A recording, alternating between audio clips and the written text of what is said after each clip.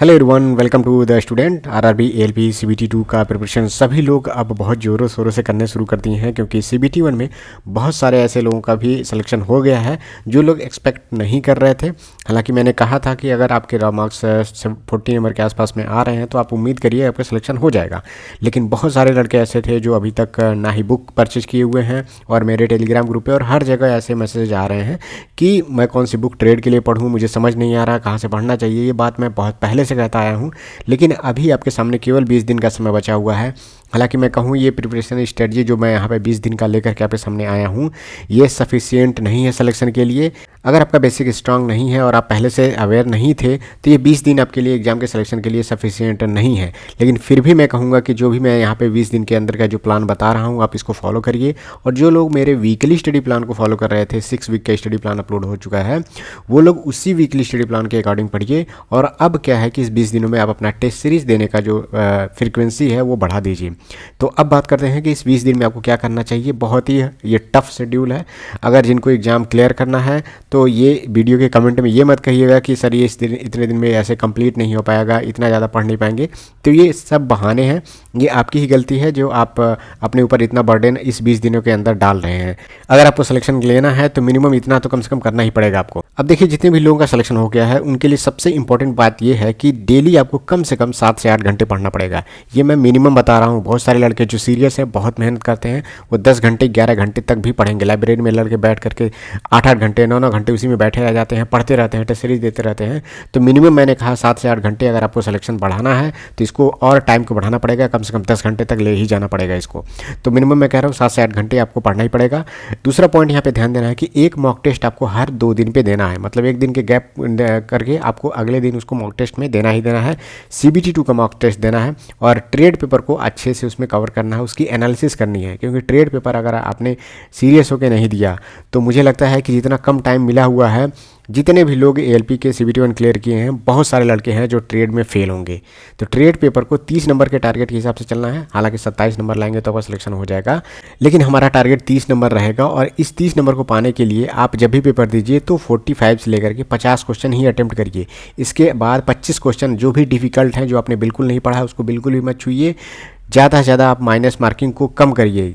होता क्या है कि लोगों को लगता है कि क्वालिफाई ही बस करना है, ज़्यादा से ज़्यादा क्वेश्चन कर देंगे, 10 ठो गलत हो जाएगा, 4 ठो सही हो जाएगा, तो ऐसे तुक्का मारते लगते हैं और उनका ज़्यादा से ज़्यादा माइनस हो जाता है और वो डिस्क्वालीफाई हो जाते हैं। तो टारगेट जब आप 45 से 50 रखेंगे तो आपका 30 नंबर एकदम आसानी से आ जाएगा। जिनके भी पास बुक्स नहीं है वो लोग ट्रेड का बुक और basic science and engineering drawing का किरण पब्लिकेशन का बुक ले सकते हैं, जो इंग्लिश और हिंदी दोनों लैंग्वेज में अवेलेबल है। तो उसका लिंक मैं नीचे डिस्क्रिप्शन में दे दूंगा, या फिर चाहे तो आप यहाँ पे क्लिक करके आप ओपन कर सकते हैं। उसका लिंक डायरेक्ट रहेगा, आप जा करके वहाँ से परचेज कर सकते हैं। जिसमें इलेक्ट्रीशियन ट्रेड आपका मिल जाएगा, डीजल मैकेनिक है, फीटर है, फिजिक्स एंड मैथ्स का है, इलेक्ट्रीशियन के हिंदी में भी आपको मिल जाएगा, basic science and engineering drawing का भी बुक अवेलेबल है। तो अभी आपके पास टाइम नहीं बचा। जिनके पास बुक्स नहीं है वो बुक्स ले लीजिए और अधिक से अधिक क्वेश्चंस की प्रैक्टिस करिए, रिवीजन करिए ज़्यादा ज़्यादा हो सके तो। अब बात करते हैं कि अभी आपके सामने शुरुआत में 4 दिन आपको क्या करने हैं, क्योंकि हर एक दिन का टारगेट अलग अलग है। अब देखिए, आपके सामने 20 दिन बचा हुआ है। 4-4 दिन के शिफ्ट में मैं 5 फेज में इसको कन्वर्ट कर रहा हूँ। पहले 4 दिन का मैं टारगेट आपको बता रहा हूँ। थोड़ा सा हार्ड है क्योंकि शुरू में आपको प्रीवियस ईयर क्वेश्चंस भी आपको करने हैं। इसके बाद से जब प्रीवियस ईयर क्वेश्चंस खत्म हो जाएंगे तो आपके पास टाइम बचेगा, तो आप बेसिक साइंस एंड इंजीनियरिंग और ट्रेड पेपर को ज़्यादा टाइम दे पाएंगे। इस 4 दिन में शुरू में क्या करना है, 4 आपको प्रीवियस ईयर क्वेश्चन करने हैं सीबीटी 2 के। हालांकि 2018 की जो वैकेंसी आई थी उसमें 9-10 पेपर हुए थे, लेकिन मिनिमम आपको 4 से 5 कर ही लीजिए। अगर आपने ये पहले से कवर करके रखा हुआ है, बहुत सारे लोग होंगे जो पहले से प्रीवियस ईयर क्वेश्चन कर लिए होंगे, वो लोग ये टॉपिक को छोड़ देंगे और ये पॉइंट को जब छोड़ेंगे तो उनके पास समय बचेगा।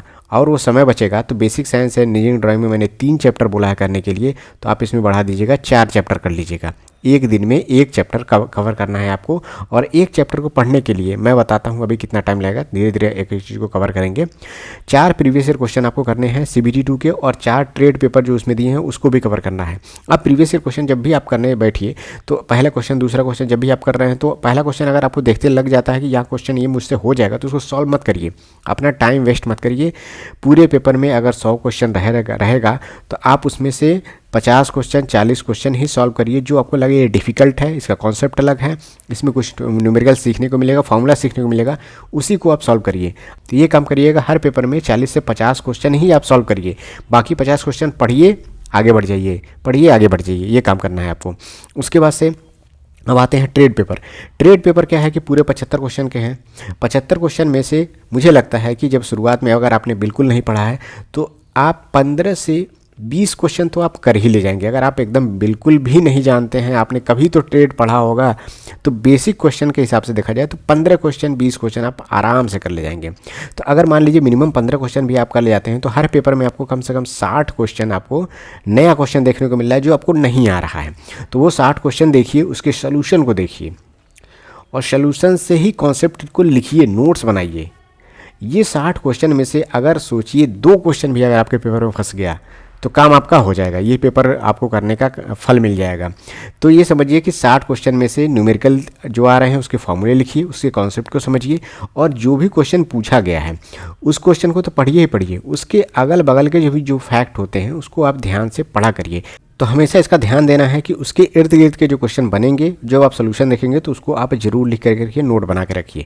ये काम आपको करना है पहले 4 दिनों में। उसके बाद से पहले 4 दिनों में आपको एक ही मॉक टेस्ट देना है, ऐसा नहीं पहले दिन मॉक टेस्ट दे दीजिए। क्या करिए, पहले प्रीवियस ईयर क्वेश्चंस पे देख लीजिए, चारों ट्रेड पेपर आपके हो गए।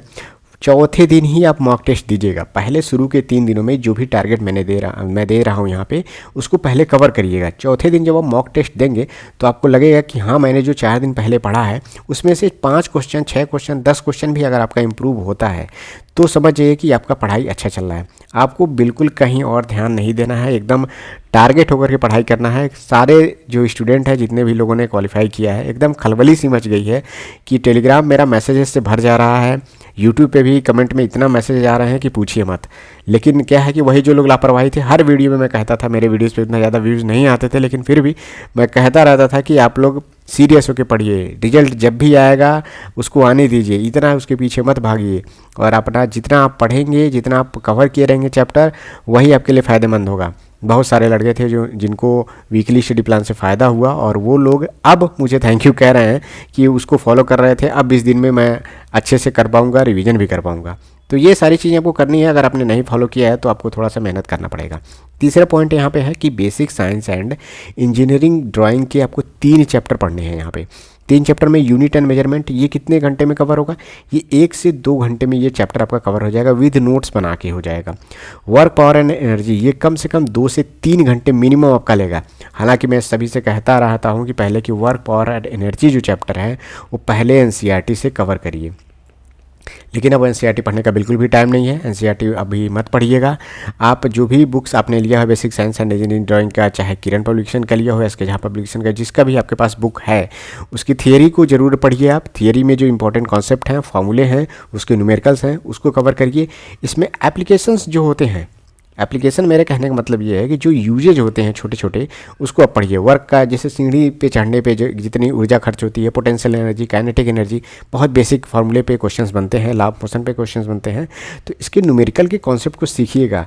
एक क्वेश्चन आप जब करिए, फार्मूला देख लीजिए, तो कम से कम 2 से 3 क्वेश्चन उस टाइप का करिए। ये 2 चैप्टर हो गया। और तीसरा है ऑक्यूपेशनल हेल्थ एंड सेफ्टी, बहुत ईजी चैप्टर है। 1-2 क्वेश्चन आपका एकदम रहेगा, एकदम ये समझ लीजिए फ्री फॉर्म का क्वेश्चन है ये। तो आपको इसमें 1 से 2 घंटे देंगे, ये चैप्टर कंप्लीट हो जाएगा।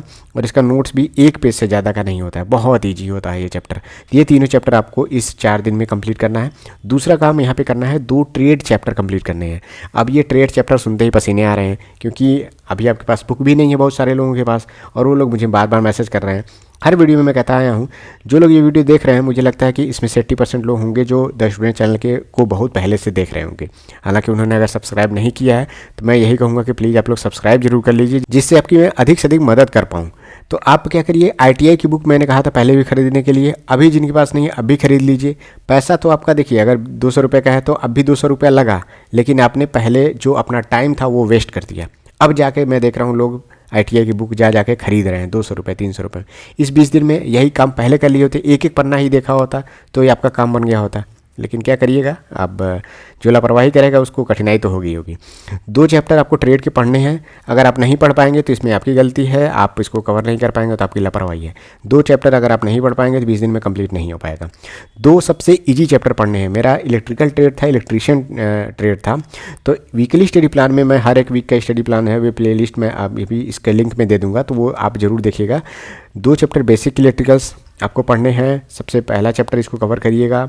दूसरा नंबर पे आप चैप्टर कवर करिएगा सेल एंड बैटरीज कवर करिएगा। ठीक है, ये 2 चैप्टर आप इसमें से पढ़ लीजिएगा।